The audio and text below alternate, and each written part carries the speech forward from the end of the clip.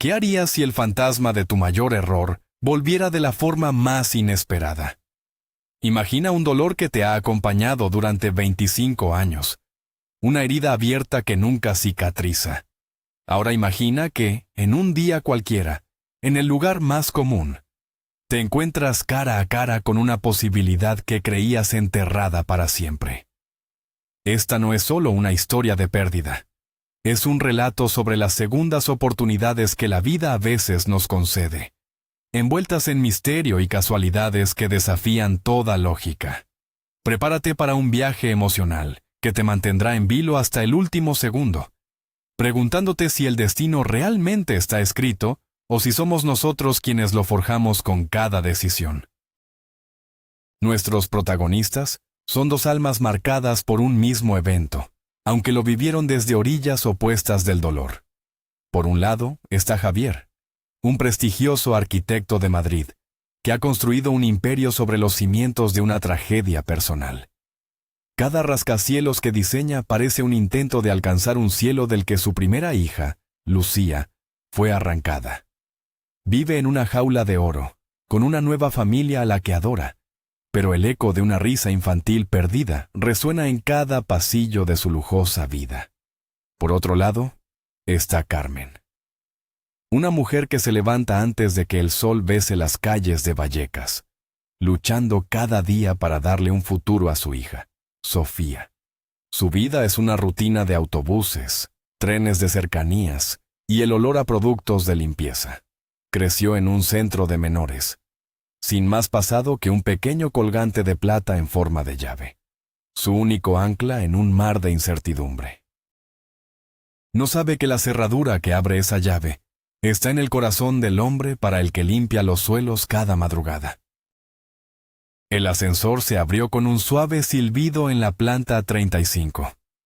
Javier salió al pasillo silencioso, bañado por la luz anaranjada de un Madrid que apenas despertaba. El aroma a café recién hecho de su despacho se mezclaba con el olor químico y limpio de los suelos recién fregados. A lo lejos, la figura de una mujer se movía con una familiaridad rítmica, empujando el cubo de la limpieza. Era la empleada nueva, llevaba un par de meses.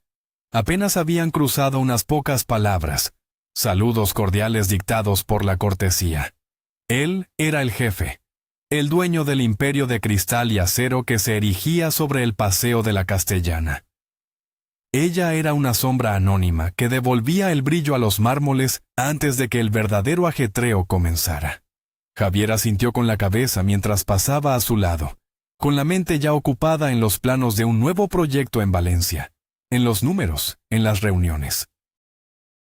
Pero entonces, un destello lo detuvo en seco.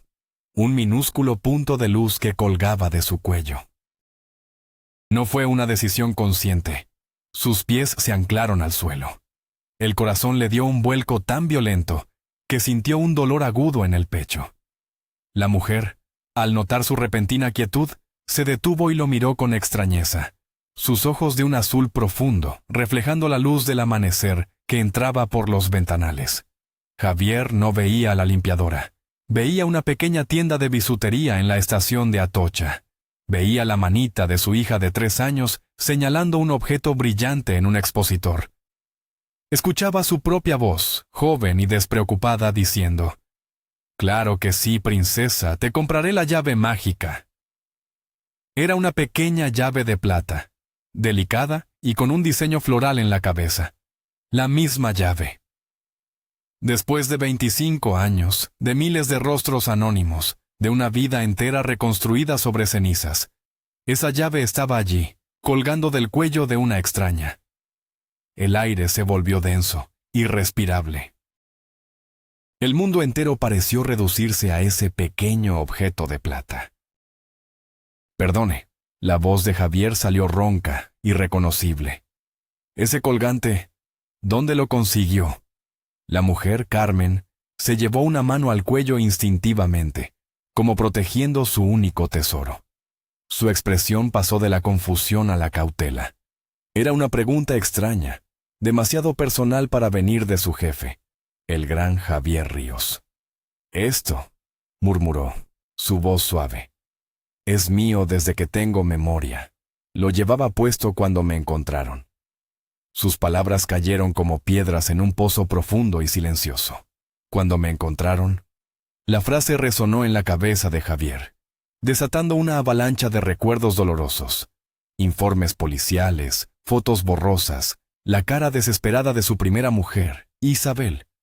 Miró de nuevo a la mujer. Observó su rostro con una intensidad que la hizo retroceder un paso.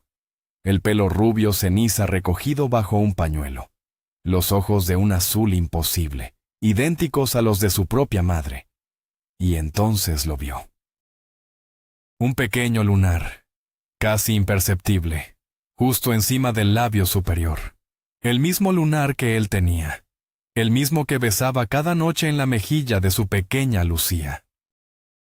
Carmen se sentía cada vez más incómoda bajo aquella mirada penetrante. Se ajustó el uniforme, deseando volverse invisible.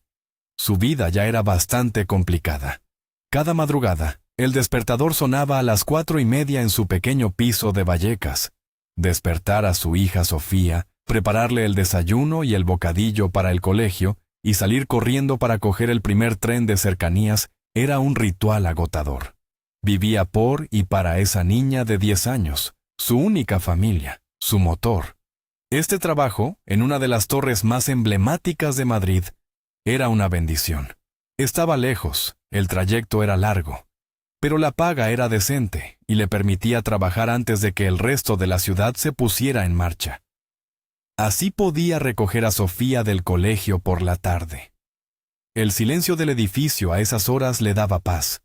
Era su santuario, un lugar donde podía pensar mientras el amoníaco y el jabón borraban las huellas del día anterior.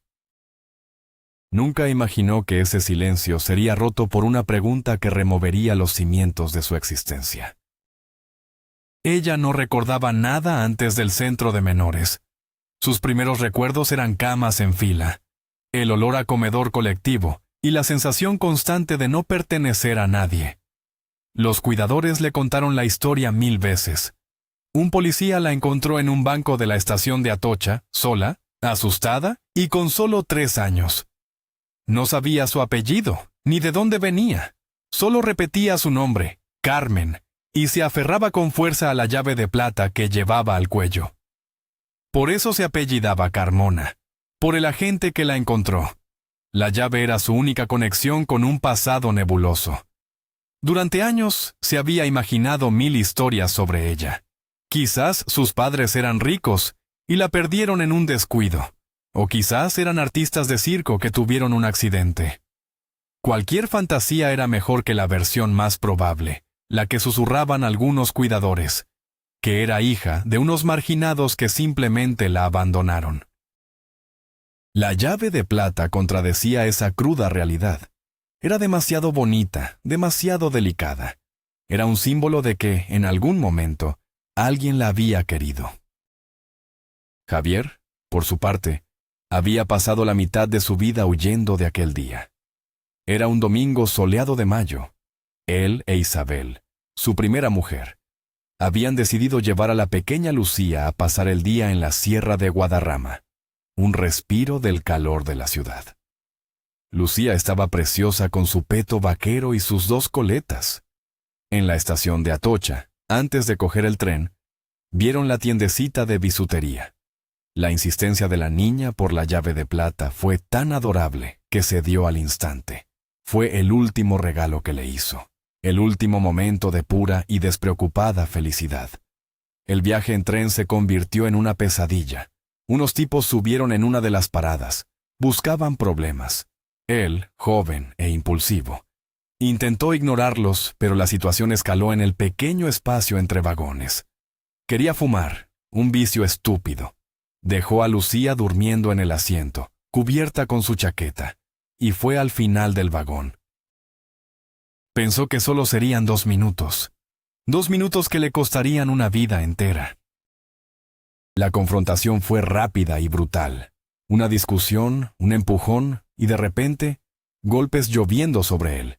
Lo golpearon hasta dejarlo inconsciente y lo arrojaron del tren en marcha. Cuando despertó, días después, en una cama de hospital con el cuerpo roto y la memoria confusa. Lo primero que preguntó fue por su hija. La respuesta fue el silencio. Un silencio que se rompió con el llanto desgarrado de Isabel. La policía reconstruyó los hechos. Los agresores fueron detenidos, pero juraron no saber nada de la niña. La teoría oficial fue que Lucía, al despertar y no ver a su padre, se asustó y bajó en la siguiente estación, perdida entre la multitud. La buscaron durante meses. Su carita sonriente empapeló la ciudad. Hubo pistas falsas, llamadas crueles, videntes que ofrecían falsas esperanzas. Pero Lucía se había desvanecido. Se había convertido en un fantasma, una ausencia que lo devoraba todo. La culpa destruyó su matrimonio. Isabel no lo culpó con palabras, pero su mirada era una acusación constante. ¿Cómo pudiste dejarla sola? ¿Por qué fuiste a fumar? Preguntas que él mismo se hacía cada segundo de cada día. La casa se convirtió en un mausoleo lleno de juguetes silenciosos y ropa pequeña. Finalmente, Isabel se marchó. No podía soportar vivir en el escenario de su tragedia. Javier se quedó solo, hundiéndose en un pozo de alcohol y autodesprecio. Vendió casi todo para pagar sus deudas y su vicio. Tocó fondo un día, sentado en un banco del Parque de El Retiro, viendo a un grupo de niños de un hogar de acogida jugar. Eran ruidosos, felices a su manera, pero sus ojos tenían esa sombra de abandono que él empezaba a reconocer. En ese momento, algo cambió. Decidió que si no podía salvar a su hija, dedicaría su vida a ayudar a otros niños como ella. Fue su redención.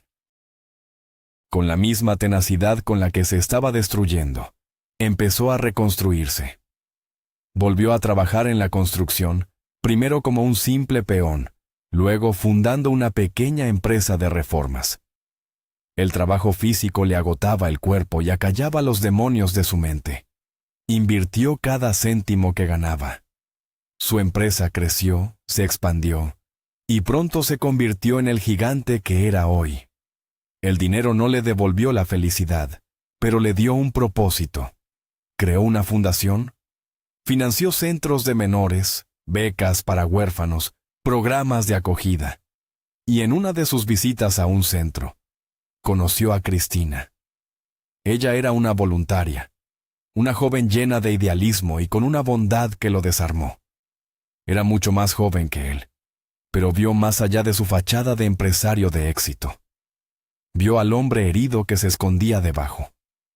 Con ella, por primera vez en años, sintió que podía volver a respirar. Formaron una nueva familia, tuvieron a Mateo y Valeria. Pero incluso en los momentos más felices, la sombra de Lucía seguía allí. «Venga a mi despacho, por favor», dijo Javier, intentando que su voz sonara firme, profesional. «Tenemos que hablar». Carmen lo siguió, empujando el carrito de limpieza por el impecable pasillo. Su corazón latía con fuerza. ¿Iba a despedirla? ¿Había hecho algo mal? El despacho de Javier era inmenso. Una pared entera era un ventanal con vistas a todo Madrid. Se sentía como un ratón en un palacio. Él le indicó que se sentara en una de las sillas de cuero frente a su escritorio. Se sentó en el borde, con las manos juntas sobre el regazo. Javier se sirvió un vaso de agua. Sus manos temblaban ligeramente. No sabía cómo empezar, cómo formular la pregunta que podría cambiarlo todo o destrozar la poca paz que había conseguido. Hace 25 años, comenzó con la voz quebrada. Yo perdí a una hija. Tenía 3 años. Desapareció en un viaje de tren. La última vez que la vi, le acababa de regalar un colgante. Un colgante idéntico al que usted lleva. Una pequeña llave de plata. Carmen escuchaba, paralizada. La historia parecía sacada de una película, pero la angustia en los ojos de aquel hombre era demasiado real. Un escalofrío le recorrió la espalda. Las piezas de un puzzle que nunca supo que existía empezaban a moverse en su mente. La estación de tren, la edad a la que la encontraron, el colgante. Todo encajaba de una manera aterradora y maravillosa a la vez. Mi hija se llamaba Lucía, continuó Javier. Tenía los ojos azules, el pelo rubio y un pequeño lunar aquí. Se señaló el lugar sobre su propio labio. Los ojos de Carmen se llenaron de lágrimas. No de tristeza, sino de una conmoción tan profunda que le robaba el aliento. Toda su vida había sido un signo de interrogación. Había anhelado tener una historia, unas raíces, saber de dónde venía. Y ahora, un hombre poderoso y atormentado le estaba ofreciendo un pasado, una identidad. ¿Era posible? ¿Podía la vida ser tan cruel y tan increíblemente generosa al mismo tiempo? ¿Cómo se llama usted?, preguntó Javier, con el corazón en un puño. Carmen. Me llamo Carmen, respondió ella con la voz rota. Javier se levantó y caminó hacia el ventanal, dándole la espalda. Necesitaba un momento para procesarlo. El nombre no coincidía. Lucía, no Carmen. Quizás era solo una coincidencia macabra, una broma cruel del destino. El colgante podría ser parecido, los lunares y los ojos azules podrían ser casualidad. Se estaba aferrando a un clavo ardiendo, construyendo un castillo de esperanza sobre la arena. Se giró de nuevo hacia ella. Cuando la encontraron, ¿recuerda algo? Algún detalle, por pequeño que sea. Carmen cerró los ojos, esforzándose por bucear en la niebla de su memoria infantil. Siempre habían sido imágenes fragmentadas, sin sentido. El ruido ensordecedor de un tren, el sabor de algo dulce, como un helado, una sensación de miedo, de estar sola entre una multitud de piernas que se movían a toda prisa, y un recuerdo más nítido, el tacto de una chaqueta de tela vaquera, áspera pero cálida, cubriéndola, y un olor. El olor a tabaco y a un perfume de hombre. Levantó la vista hacia Javier. Recuerdo una chaqueta vaquera y alguien que olía a... Se detuvo. No quería ofenderlo, pero el recuerdo era claro. ¡A tabaco!, terminó Javier por ella con el rostro pálido. El silencio en el despacho era tan denso que se podía cortar. Ambos se miraban, suspendidos en un abismo de posibilidad. Ya no eran jefe y empleada, eran dos náufragos de la misma tormenta, encontrándose en una isla desierta después de décadas. Javier sabía que solo había una forma de estar seguros, una forma de confirmar o destruir esa frágil esperanza. Hay una prueba, dijo con cuidado. Una prueba de ADN. Podríamos saber la verdad en unos días. No tiene que hacerlo si no quiere. Entenderé perfectamente que todo esto le parezca una locura. Carmen asintió lentamente. El miedo y la esperanza luchaban en su interior. ¿Y si no era ella? Volvería a ser la huérfana, la mujer sin pasado, pero con una nueva decepción añadida. ¿Y si sí lo era? Su vida cambiaría para siempre. Dejaría de ser solo Carmen, la limpiadora, la madre soltera. Se convertiría en Lucía, la hija perdida. Tendría un padre, una historia, una familia. Una parte de ella anhelaba esa verdad con todas sus fuerzas. Otra parte le tenía pánico. Lo haré, dijo finalmente, con una determinación que la sorprendió a sí misma. Necesito saberlo. Los días que siguieron fueron una tortura de suspense. Carmen continuó con su rutina, limpiando los suelos de la oficina de Javier, pero todo se sentía diferente, irreal. Evitaba cruzarse con él, comunicándose a través de la secretaria de Javier para coordinar la cita en el laboratorio. Javier, por su parte, apenas podía concentrarse. Su familia notó su distracción.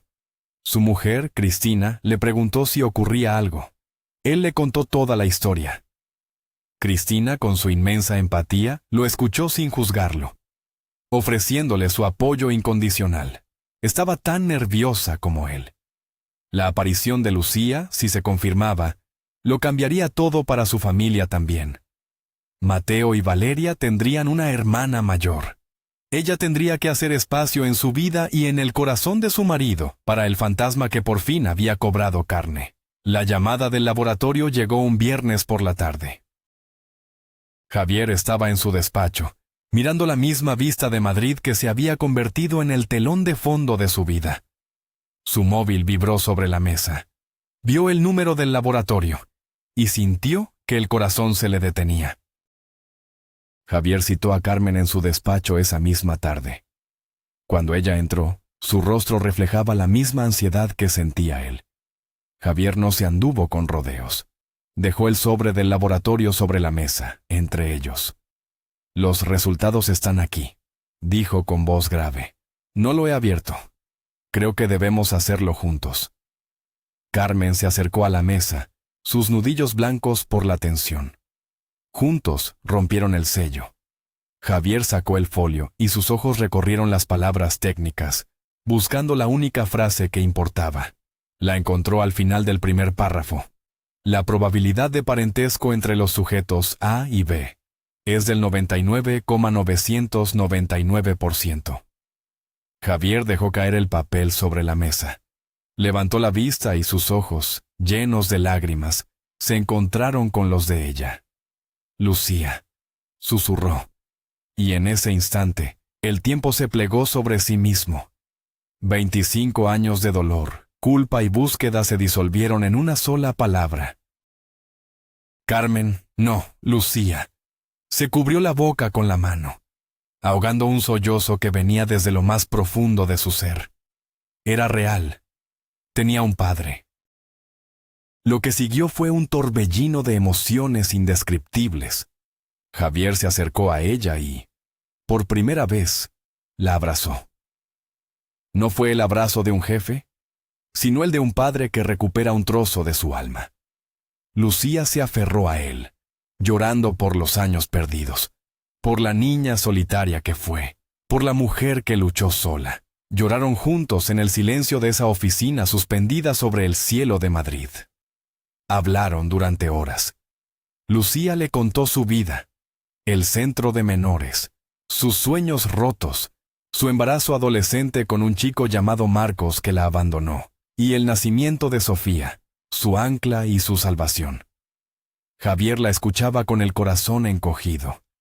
Sentía una mezcla de orgullo por la mujer fuerte en la que se había convertido, y una rabia inmensa por todo el sufrimiento que no pudo evitarle.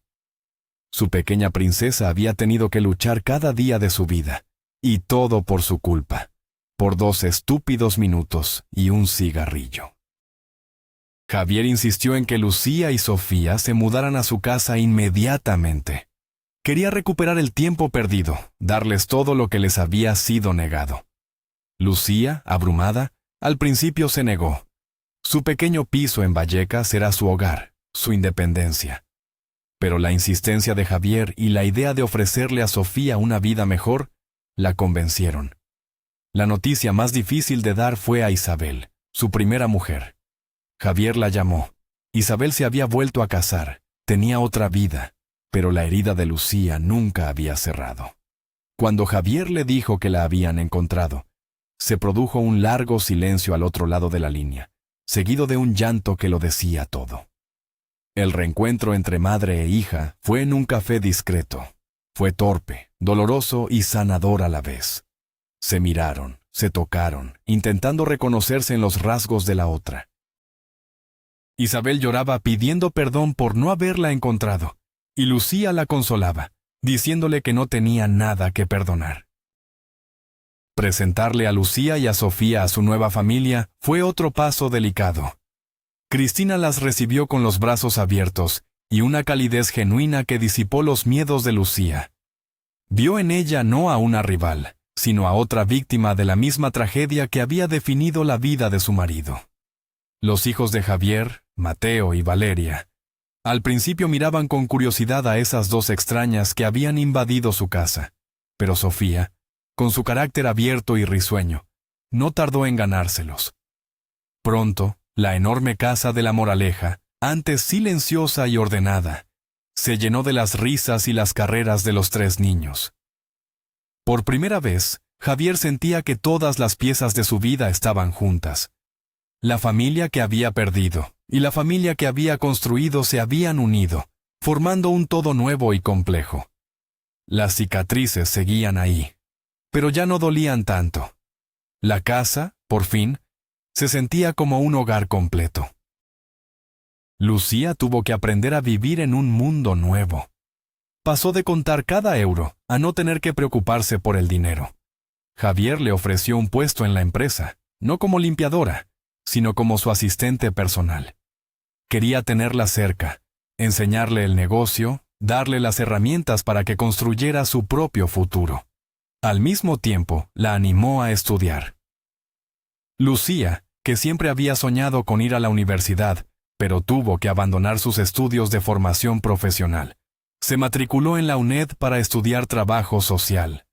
Quería usar su experiencia para ayudar a otros niños que, como ella, habían crecido en el sistema.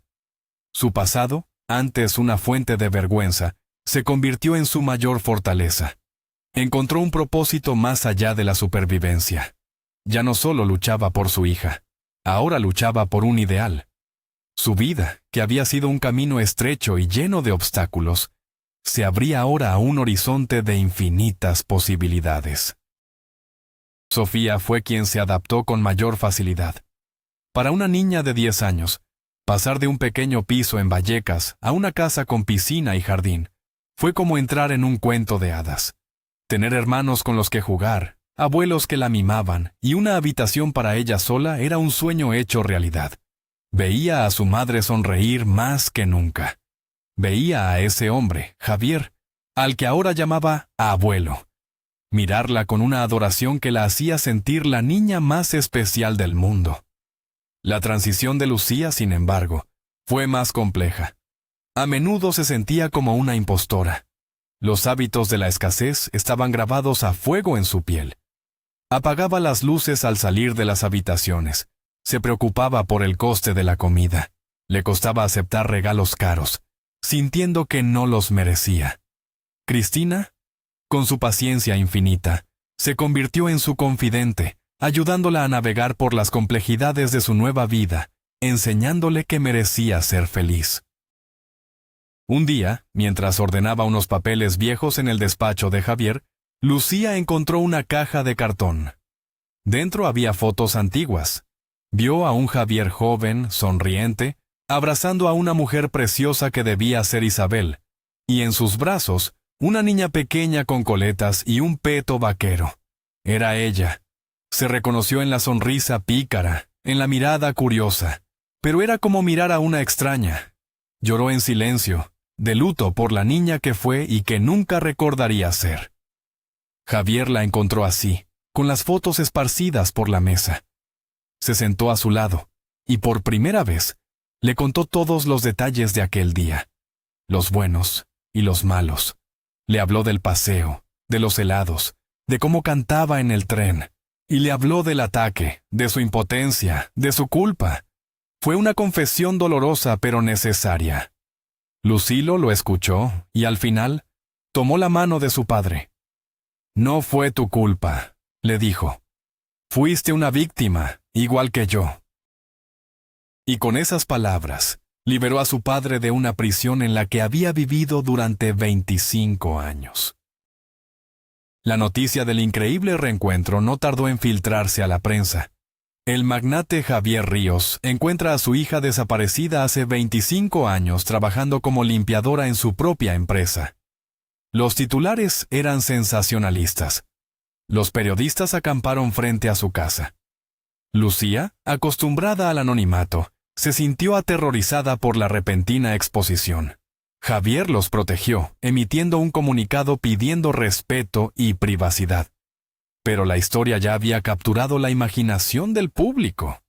Se convirtió en un símbolo de esperanza, una prueba de que los milagros, a veces, ocurren. La historia también llegó a oídos de Marcos, el padre de Sofía. Vio la oportunidad. Apareció de la nada, contactando a Lucía, diciendo que había cambiado, que quería ser un padre para su hija. Lucía, que ya no era la joven asustada e insegura, lo enfrentó con una nueva fortaleza. Sabía que solo buscaba el dinero y la fama de su nueva familia. Con el apoyo legal de Javier, se aseguró de que Marcos no pudiera hacerles daño ni a ella ni a Sofía. Había aprendido a proteger a los suyos. El primer cumpleaños de Sofía en la nueva casa fue una celebración por todo lo alto. Javier organizó una fiesta en el jardín, invitando a toda la familia, la nueva y la vieja. Isabel y su marido estaban allí, al igual que Cristina y los niños. Las dos familias, unidas por la misma niña, convivían en una armonía extraña pero hermosa.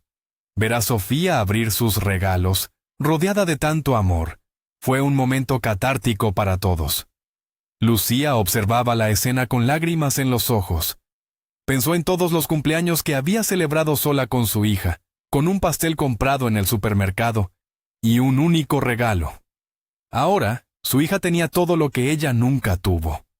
Y ella, Lucía, por fin tenía lo que siempre había anhelado. Una familia. Una grande, ruidosa, complicada y maravillosa familia. Se acercó a Javier, que miraba la escena con la misma emoción. Le cogió del brazo. «Gracias», le dijo simplemente. «¿Por qué?», preguntó él. «Por no haberte rendido. Por haberme buscado incluso cuando no sabías que lo hacías. Y por comprarme aquella llave». La vida de Lucía encontró un nuevo equilibrio. Combinaba sus estudios de trabajo social con su labor en la fundación de su padre. Su perspectiva única, la de alguien que había vivido dentro del sistema, aportó una visión inestimable. Impulsó nuevos programas, visitó centros de acogida, y su historia personal inspiraba tanto a los niños como a los cuidadores. Se convirtió en una voz para los que no la tenían. El dinero y el estatus eran herramientas, no un fin. El verdadero lujo, descubrió, era poder generar un cambio, transformar su propio dolor en una fuerza para el bien. Ya no era la sombra que limpiaba los suelos de mármol. Ahora caminaba por esos mismos pasillos como una mujer segura de sí misma, con un pasado que la había forjado y un futuro que ella misma estaba diseñando. Ya no huía de su historia, la abrazaba como parte de lo que era. El colgante, la llave de plata, seguía en su cuello. Pero ya no era un ancla a un pasado desconocido. Ahora era un puente hacia su futuro, un recordatorio constante de que incluso en la oscuridad más profunda, una pequeña llave puede abrir la puerta a la luz. Javier, por su parte, aprendió a perdonarse. Ver a Lucía y a Sofía florecer en su hogar fue la medicina definitiva para su alma herida. La culpa que había cargado como una armadura pesada se fue aligerando día a día, reemplazada por una gratitud inmensa. Volvió a disfrutar de las pequeñas cosas, un desayuno en familia, ayudar a Sofía con los deberes, escuchar las discusiones triviales entre sus hijos. La presencia de Lucía no borró el dolor de los años perdidos, pero les dio un nuevo significado. Ya no eran años vacíos, sino el preludio de un reencuentro que había redefinido el concepto de familia para todos ellos. A menudo, por la noche, se quedaba en el porche, mirando las estrellas, y pensaba en el increíble azar que los había vuelto a unir. Una decisión de contratar a una nueva empresa de limpieza, un día en que llegó a la oficina más temprano de lo habitual, un rayo de sol reflejado en un trozo de plata. Una cadena de improbables casualidades. O quizás, como le gustaba pensar ahora, el hilo invisible del destino tejiendo pacientemente su camino de vuelta a casa. Un día, revisando los archivos de la fundación, Lucía se encontró con un expediente familiar. La foto de una mujer con el rostro demacrado y un niño pequeño. El apellido le resultó vagamente familiar. Al leer el informe, se dio cuenta de que era la familia de Marcos, el padre de Sofía. Estaban pidiendo ayuda a la fundación. Su vida había ido de mal en peor, y ahora se encontraban en una situación de extrema necesidad. Por un momento, sintió la tentación de ignorarlo, de dejar que el karma hiciera su trabajo. Pero entonces, se miró a sí misma, la vida que tenía ahora, la segunda oportunidad que le habían dado. Comprendió que el ciclo de dolor, solo se rompía con la compasión. Habló con Javier, y juntos decidieron aprobar la ayuda para el hermano pequeño de Sofía, un niño que no tenía la culpa de nada. Fue su forma de cerrar el último capítulo de su antigua vida, no con venganza, sino con generosidad. Era la mujer en la que se había convertido, gracias a todo lo que había vivido. La hija de Javier, la madre de Sofía, la superviviente. El tiempo siguió su curso, asentando las nuevas rutinas y fortaleciendo los lazos. La historia de Javier y Lucía se convirtió en una leyenda familiar, un cuento que los nietos pedirían escuchar una y otra vez. La convivencia entre Isabel y Cristina, las dos mujeres en la vida de Javier, encontró un equilibrio basado en el respeto mutuo y el amor compartido por Lucía y Sofía. Se convirtieron en una extraña pero funcional red de apoyo, demostrando que la familia no siempre sigue las líneas convencionales. Lucía terminó su carrera universitaria con honores y asumió un rol directivo en la fundación. Su trabajo transformó la vida de cientos de niños, ofreciéndoles las oportunidades que a ella le fueron negadas. Nunca olvidó de dónde venía, y esa humildad se convirtió en su seña de identidad. Era la prueba viviente de que el lugar de donde vienes no define a dónde puedes llegar. La llave de plata, que había iniciado todo, ahora reposaba en una caja de terciopelo, un tesoro familiar. Ya no necesitaba llevarla puesta. Su identidad ya no dependía de un objeto. Estaba escrita en los rostros de su familia, en el trabajo que amaba, y en la paz que finalmente había encontrado en su corazón. Javier a menudo observaba a su familia reunida en el jardín. Mateo enseñando a Sofía a jugar al fútbol, Valeria y Lucía compartiendo confidencias en una tumbona, Cristina preparando la merienda. En esas tardes doradas, sentía una plenitud que nunca creyó posible. La vida le había quitado mucho, pero también le había devuelto el doble.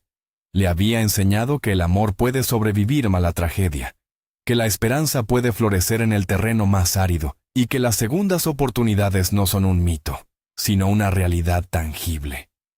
A veces, la vida te golpea con una fuerza devastadora. Te arroja de un tren en marcha y te deja roto en la oscuridad.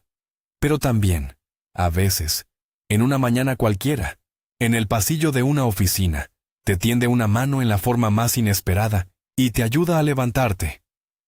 Te devuelve lo que creías perdido para siempre, recordándote que, incluso después de la noche más larga, el sol siempre vuelve a salir.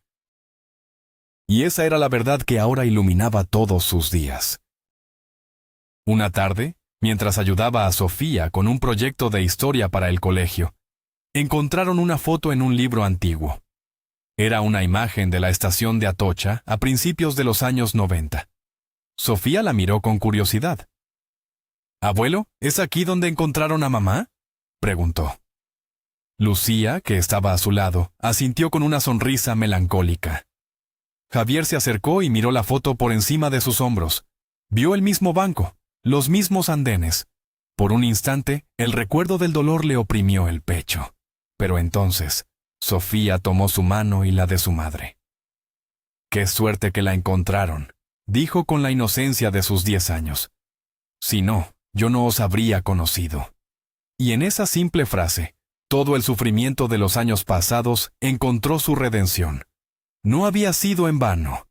El dolor había sido el camino tortuoso que los había llevado hasta ese preciso instante, a esa cocina cálida, a esa mano pequeña uniendo las suyas. El pasado ya no era una herida, era el prólogo de su presente. Y el futuro, por primera vez para todos ellos, parecía brillante, despejado y lleno de promesas. La escena final nos lleva a un año después. Es el día de la graduación de Lucía en la universidad. Toda la familia está entre el público: Javier, Cristina, Mateo, Valeria, Isabel con su marido, y en primera fila, Sofía, con un ramo de flores en la mano y una sonrisa que ilumina todo el auditorio. Cuando nombran a Lucía Ríos para recoger su diploma con matrícula de honor, el aplauso de su familia es el más sonoro de todos. Lucía sube al estrado, no como la limpiadora, no como la huérfana, sino como una mujer completa. Sus ojos buscan los de Javier entre la multitud. Se miran, y en esa mirada silenciosa se condensa toda su historia. La tragedia, la pérdida, la búsqueda, el reencuentro y la sanación. Javier asiente, con el orgullo y el amor desbordándole. Ha recuperado a su hija, pero ha ganado mucho más. Ha ganado la paz. Lucía sonríe, y en esa sonrisa no hay rastro de la antigua tristeza. Es la sonrisa de alguien que ha vuelto a casa, de alguien que sabe que, sin importar lo oscuro que sea el camino, siempre hay una llave que puede abrir la puerta a un nuevo amanecer.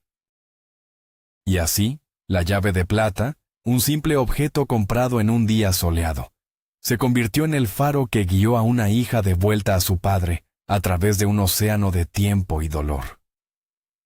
La historia de Javier y Lucía nos demuestra que las conexiones más profundas nunca se rompen del todo, que la esperanza puede sobrevivir en los lugares más oscuros y que a veces el universo conspira para reparar lo que se ha roto.